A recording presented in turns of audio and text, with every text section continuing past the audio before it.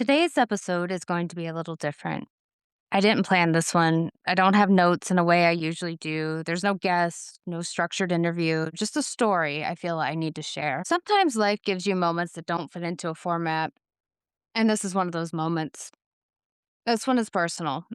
I wanted to take time to reflect on someone I had the opportunity to know and to honor their memory, to talk about the impact he had, and to say goodbye. I met Nicholas Brendon back in 2020 when I first started haunting around America. Like many connections during that time, it began digitally. Zoom calls, conversations about ghost stories, and eventually a little bit about his time on Buffy the Vampire Slayer. And I think that's something worth pausing on just for a second. Because 2020 was such a strange time, the world felt disconnected, isolated, and yet somehow we were all finding new ways to connect. And for me, one of those connections was Nikki. Growing up, Buffy was one of my favorite shows. It was one of those series that just sticks with you. The characters, the writing, the emotion. And I remember him asking me about it once, and my mind went completely blank. Not because I hadn't seen it, I had seen every episode, but because I suddenly realized I was talking to Xander Harris. I remember him going, Erin, have you even seen the show? And I laughed because, yeah, I had definitely seen it. It was my favorite growing up, I don't remember what day it came on, but I'd have to get home, turn on the WB, and see what kinda antics the Scooby Gang was up to that day. But like I said, I didn't freeze because I didn't know the show. I froze because I was talking to one of the stars of the show, and I didn't quite know how to process that at the time. At that point in my life, I hadn't really figured out how to talk to people I watched on screen. There's this weird disconnect. You feel like you know them, but of course, they don't know you. And suddenly you're in a conversation and your brain just kind of short circuits. That awkwardness, it didn't last long because Nikki had this rare ability, this really rare ability to make you feel comfortable almost instantly. He didn't talk at you, he talked with you like you were equals, like you were just two people having a conversation, not a fan and a celebrity.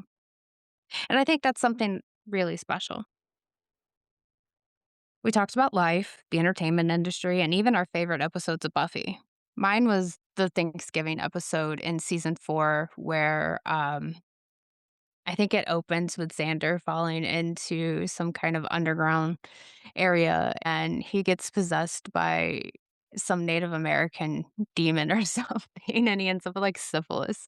It was a goofy episode, but I loved it. His I remember that Nikki told me that his favorite episode was the iconic musical episode. I think it's called One More Time with Feeling. That was his favorite, and at one point, he just started singing his part, the one that he sang with, Anya in the episode, and I remember sitting there thinking, "Is this actually happening right now?" It felt like a time capsule, like I had been dropped back in the moment I first watched that episode all those years ago. We talked about how he really felt about others in Hollywood, including his co-stars from Buffy, and no, I'm not talking about that, not telling those secrets. Those are the moments you wanna hold on to. Over the years, we'd check in from time to time, not constantly, definitely not every day, not even every not even every year, I don't believe, but enough that there was a thread there. We talked about ghosts, of course, I'm the ghost hunter. Waverly Hills came up more than once. We talked about his art, his love of building things, and creating things with his hands. And that always stood out to me because for someone who had spent so much time in front of a camera, there was this other side of him that just wanted to build, to create something tangible, something real. At one point, we even joked about creating a ghost hunting show together. This was just like the most ridiculous show, but it was something like a home renovation series, but every house came with a spirit attached. Looking back, I still think it would have been, amazing, if not weird and canceled after the first episode, but it was probably too risky to pitch, but it was fun to dream about. And that was Nikki. He was a dreamer. Now, I think it's important to say this too. While there were pieces of Xander in him, that humor, the curiosity, he wasn't the character people thought they knew, and he was very aware of that. In fact, he once told me in an interview that Xander wasn't really him at all, that a lot of that character came from Joss Whedon, who was the director and creator of Buffy. And I think that's something we forget sometimes. We see someone on screen and we think we know them. We attach identities to them. But actors, they're playing a role. That's their job. Nicky was his own person. He was complicated, a human, and he was evolving. When I woke up to the news that he passed, obviously I was devastated. My heart broke. And I don't think it all hit at once. I think it came in waves. Because losing someone is always painful, but when that person is well known, it becomes something else entirely.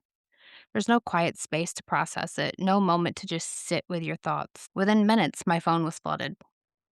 TMZ, people, CNN, social media posts, headlines, reactions. It was everywhere. And grief isn't meant to be processed like that. It's meant to be quiet, personal, messy. But instead, it becomes public. And with that came something else. If you knew of Nicky, you knew he had faced his fair share of controversy.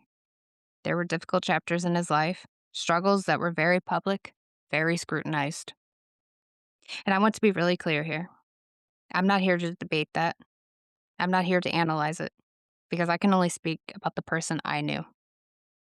And that person I knew was kind. He was never arrogant with me, never dismissive, never made me feel small or unimportant. He was honest about his struggles, open about the fact that he wasn't perfect. And he wanted to do better. Not for headlines, not for the industry, just for himself. And that matters. That really matters. The last time I spoke to him it was over a year ago. I was about to walk into a meeting with some major Hollywood executives, and despite everything I do, podcasting, writing, interviewing, I am, at my core, an introvert. Quiet, shy to a fault. Public speaking terrifies me, still. And that night, I was alone in a hotel room, 700 miles from home, and my anxiety was overwhelming. It was one of those moments where your thoughts just spiral. And spiral they did, where every possible outcome plays out in your head and none of them are good. And somehow I ended up in a liquor store trying to find the biggest bottle of wine they had because that felt easier than facing the next day. And right before I checked out, my phone rang. It was Nicky. And I still don't know what made him call in that moment, but I'm really glad he did. He told me first, put the bottle down. You don't want to show up hungover. Then he shifted. He told me to walk into that meeting like I owned the place. Stand tall, be confident. And then he said something I will never forget. If they say no, who cares? Fuck them.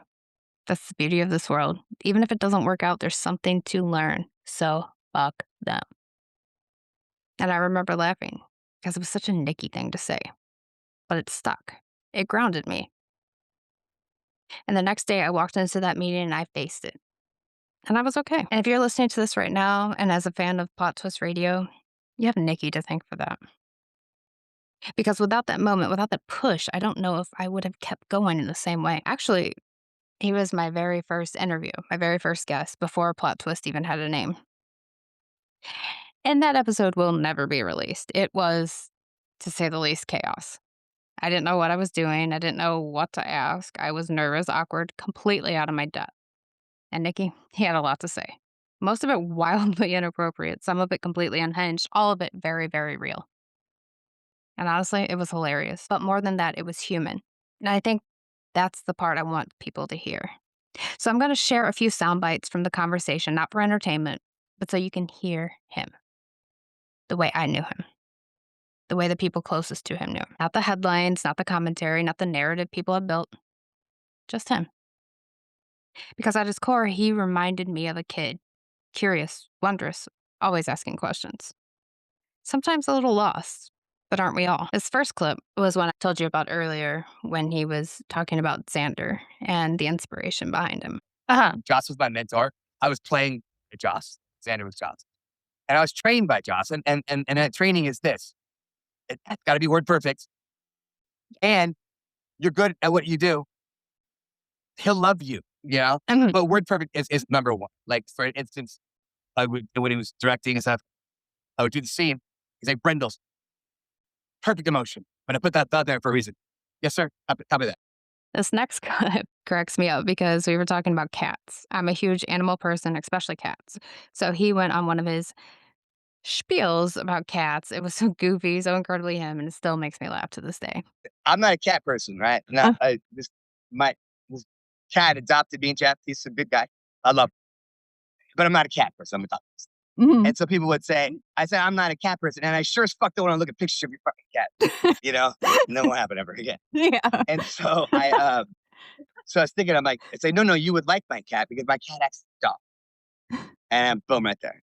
That person is in sucked into this world of the cats. And it's in a it's an alley, right? It's a dirt road with a huge fucking wooden gate, kind of like Renaissance. And there's a cat who looks a lot like the cat from BoJack Horseman. If you ever watched that, I haven't watched it, no. okay, it's just a cat. It's like hello, hello, and your name is Ryan.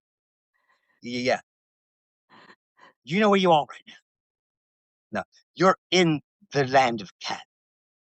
This last clip I wanna play, it was the motivation I needed to get this show going. And as I said before, this was kinda like a practice episode of sorts, and as you can hear from the clip, it had a lot to do with boosting my confidence for the show. I found out that it's a lot easier just to remember the truth and to act well. You know what I mean? Yeah. So that's you got to make mistakes in order to be perfect like me. You got to make mistakes in order to be perfect like me. I was like, having me on your show would help you out. Then I'll do it. So you think about that. Then you get back to me. We'll circle back out. And we'll put a pin in it. Here's the thing about life. It's unpredictable. It's messy. It's beautiful and chaotic and sometimes unbearably heavy. We all go through things, we all make mistakes, we all try to find our way. And at the end of the day, we're all just chasing something, a dream, a purpose, a sense of peace. And I hope he found his.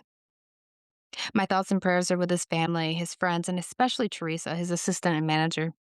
I had the chance to get to know her over the years, and I know how much he cared about her. With that, I say farewell, my friend. I hope you found your paradise in the sky. Before I go today, I want you all to just take a second and remember someone in your own life, someone who made an impact on you, even if it was only for a moment, even if it seemed insignificant at the time, because now memory lives on through you.